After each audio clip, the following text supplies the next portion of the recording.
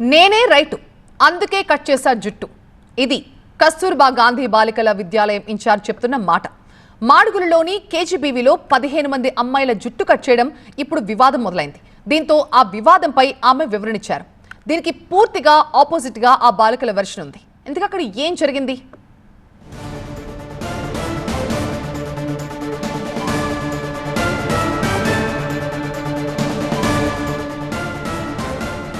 పిల్లల జుట్టుని కట్ చేశారు కేజీబీవీ ఇన్ఛార్జి సాయి ప్రసన్న. కారణం ఏంటో తెలుసా? క్లాసులకి లేటుగా వస్తున్నారని.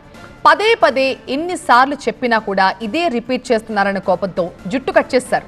ఈ విషయం తల్లిదండ్రుల వరకు వెళ్లడంతో ఇప్పుడు వివాదం పెద్దదైంది.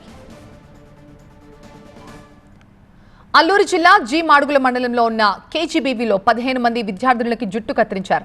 సమయానికి స్కూల్కి రాకపోవడంతో స్కూల్ అసెంబ్లీకి ఆలస్యంగా వస్తున్నారన్న కారణంతో విద్యార్థులపై ప్రిన్సిపల్ ఆగ్రహించారు. విద్యార్థులను కళాశాల ఆవరణలో ఎండలో 2 గంటల పాటు నిలబెట్టారు. అసెంబ్లీకి రాని విద్యార్థులలో కొంతమందిని దండించారు కూడా. వీరిలో 15 మందికి జుట్లు కట్ చేశారు. పాఠశాలకు ఆలస్యంగా వచ్చినంత మాత్రాన ఈ జుట్టు కత్తిరించడం ఏంటని విద్యార్థుల తల్లిదండ్రులు మండిపడుతున్నారు. ఇన్ఛార్జిపై చర్యలు తీసుకోవాల్సిందే అంటున్నారు. అయితే విద్యార్థుల జుట్టు కత్తిరించడంపై కేజీబీవీ ప్రిన్సిపల్ వివరణిచ్చారు. విద్యార్థులు క్రమశిక్షణతో ఉంటారన్న ఉద్దేశంతోనే కట్ చేసినట్లుగా చెప్పారు. విద్యార్థులు తనపై చేస్తున్న ఆరోపణల్లో ఎలాంటి వాస్తవం లేదు అంటున్నారు ఇన్ఛార్జ్ సాయి ప్రసన్న. 2 నెలలుగా పిల్లలు అనే వాళ్ళు అసలు మాట వినట్లేదు. మా మాట అనేది వినట్లేదు. అసలు పిల్లల మీద ఉన్న కంప్లైంట్స్ చాలా ఉన్నాయన్నమాట. ప్రతిరోజు నాకు టీచర్స్ అసెంబ్లీకి రాగానే మేడం పిల్లలు ఇలా ఉన్నారు, అసలు పడుకోవట్లేదు, టీచర్స్ ప్రతిరోజు నాకు చెప్తూనే ఉన్నారు.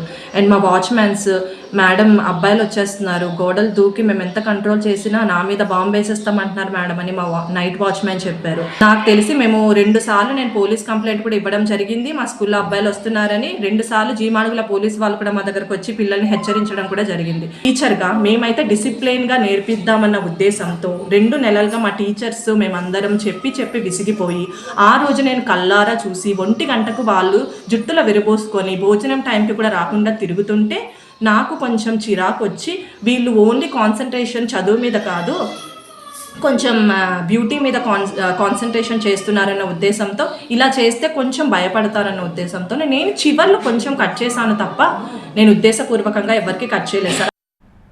అయితే కేజీబీవీ ఇన్ఛార్జ్ తమను వేధిస్తున్నారని ఆరోపించారు విద్యార్థులు. హాస్టల్లో నీళ్లు సరిగ్గా రాకపోవడంతో తాము ఆ రోజు జడలు వేసుకోలేదని చెప్పారు. నీటి సమస్యపై ప్రిన్సిపల్కి ముందుగానే కంప్లైంట్ చేసినా కూడా పట్టించుకోలేదని చెప్తున్నారు. ఫ్రైడే సార్ మాకు వాటర్ లేదు సార్. వాటర్ లేకపోవడం వల్ల మేమందరం ప్రేయర్కి అటెండ్ అవ్వడం లేట్ అయింది సార్. లేట్ అయిన తర్వాత మా ఫ్రెండ్స్ అందరు సార్ వాటర్ కోసం చాలా వెయిట్ చేస్తుండే సార్. మా వాష్రూమ్స్ అసలు బాగోదు సార్, మాకు ఒకటే వాష్రూమ్ అందరికీ. మేము సెలవుల కన్నా ముందు మేడంకి రిపోర్ట్ చేసాం సార్, ప్రిన్సిపల్ మేడంకి.